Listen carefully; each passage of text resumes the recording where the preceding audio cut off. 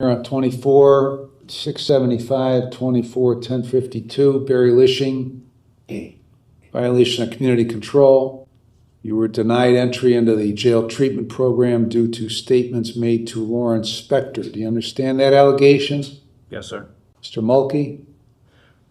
Yes, Your Honor. I conferenced with my client regarding the probation violation in these matters, explained to him his right to probable cause hearing and a full and final dispositional hearing on this matter. He's indicated to me, Your Honor, he certainly would waive the initial probable cause hearing. I also believe he would waive the final dispositional hearing.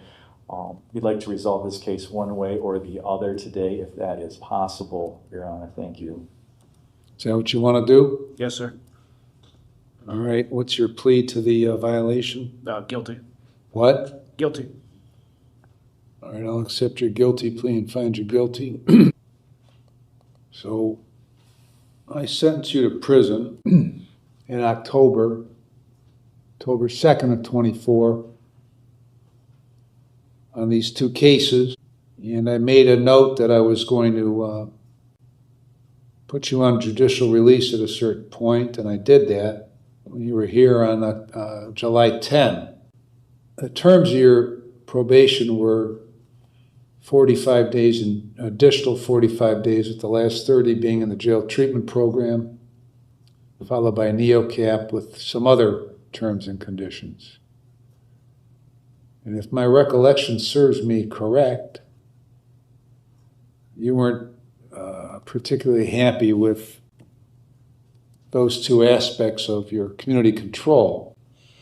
But we got through that hearing, and then I hear these reports in July when you're being processed for the jail treatment program that you're indicating to Ms. Spector you're not going to go on the range where the jail treatment program is. You're going to go stay in your cell and go back and forth. And Ms. Spector tells you that that's not how it's done. And you say, well, other inmates are allowed to do it. Why can't I do it? And she said you can't do it. And then at some point you called her a bitch. So that's why we're here for the probation violation. So why did all that happen? So I did ask to stay in my cell, to not go to do the classes from my cell, to go back and forth. She had indicated to me that she would talk to her team and see what they could do.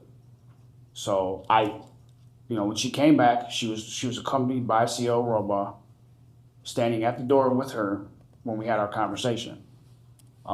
She told me when she came in, she's like, you're gonna go down there, you refuse, because that's not how we do it. Now, I questioned it because I've seen other inmates do it, and me being from prison, I was trying to avoid, conflicts or any issue that would cause me to go back to prison down in the range.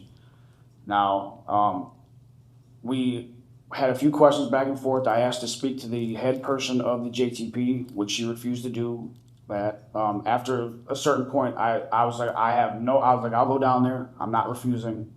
But if something happens, I tried to avoid this. This isn't on me. She immediately said that this is a threat, threw up her hands. This is in front of a CO. The CO was well aware of what was going on. There was no threat ever made. I never called her, I'm not going to say the word, but I never called her that word. Had I done that, I would have been in the hole immediately. There's no report of it, nothing of that. I've never done it. I just don't understand why I would throw away my judicial release for that. I don't understand it either, because you weren't real happy with the terms to begin with, so I'm not inclined to believe you when you tell me this. Okay? You almost pissed it away before I put you on judicial release on July 10th, because you were given an ass ache about the terms. Okay? Mm-hmm. So I mean that very nearly didn't go through because of the attitude that you had. Okay, now I'm supposed to believe that the person that's been running this thing without an issue with other inmates all of a sudden is telling a tall tale as to you. Why does she hate you all of a sudden? Like I said, I have COs that were standing there that would tell you that I never made the threat. I never said that to her. Okay. Like I said, there's no reason for me to throw away my judicial release. I'm just trying to figure out at this point why she's lying about all this. Why she's out to get you all of a sudden. You don't know? I have no idea. Okay. I said, I mean, we did have an argument over it, but it was never a threat. Why do you think you're in a position to get into an argument with the person that runs the program? I simply just asked to stay in my cell. Well, you called it an argument. Now it's a calm conversation. So you just had a calm conversation with her, and all of a sudden she decides to stick it to you. I'm still confused about it too. Like I said, I'm not confused about it, okay, because I don't believe you. You don't have any credibility with me. Okay, so I believe that exactly what she said is exactly what occurred and that you called her a bitch. Okay? So where do we go from here? I'm not trying to duck the treatment. I've never tried to. You tried to duck it on July 10th when I put you in it. You wanted to get out and do IOP. No, I wanted to go to New Day Recovery. I wanted to go to a full program. Whatever. Okay, you wanted to do what you wanted to do, and I didn't go along with it. Okay, and you weren't happy about it, and that continued for another couple of weeks until you were interviewed for the jail treatment, and you weren't happy about it. You let that be known. Okay, so you want to do what Barry wants to do the way he wants to do it, and what makes you think you're in that position to do that? I'm absolutely not. I mean, you don't have a great track record of doing what's best for Barry, okay? If you did, you wouldn't be sitting here right now, right? Yes, sir. Okay. So why don't you kind of surrender your thoughts as to what's best for Barry when you don't know what's best for Barry? I mean, I really don't know what to say at this point.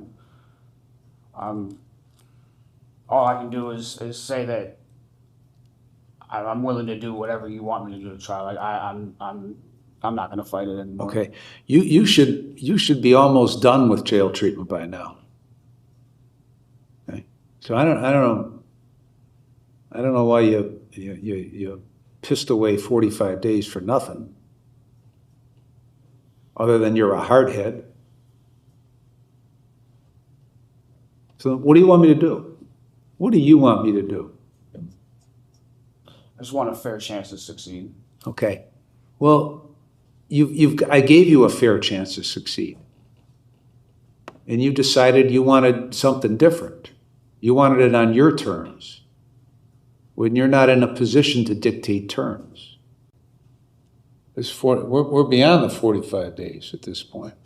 We're at like day 47.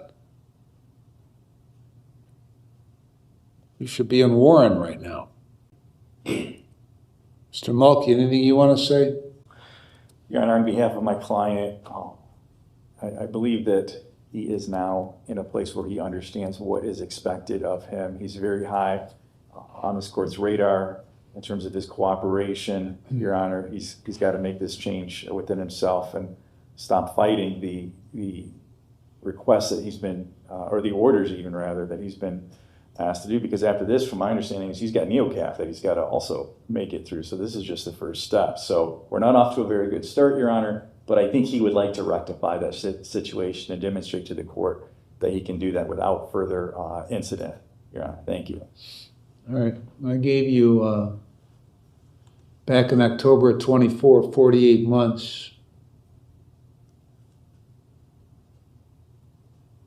You had done 6 of it already, so 42 months, and now you're up to another few months. I don't know. I mean, time doesn't seem to matter to you, but I guess we'll find out what happens. You're gonna get another 45 days in jail from today. The last 30 will be in the jail treatment program. So it's the same terms as we went through on July 10. And for whatever reason, you just pissed away 47 days, okay? So you go over there and either do the program or don't do the program, all right? Do whatever you want to do. And then based on what you decide you want to do, then I'll decide what I have to do. You understand? Yes, sir. Mr. Mulkey, anything else? Not at all, Your Honor. Ms. Thank you. Randallson, anything else? No, Your Honor.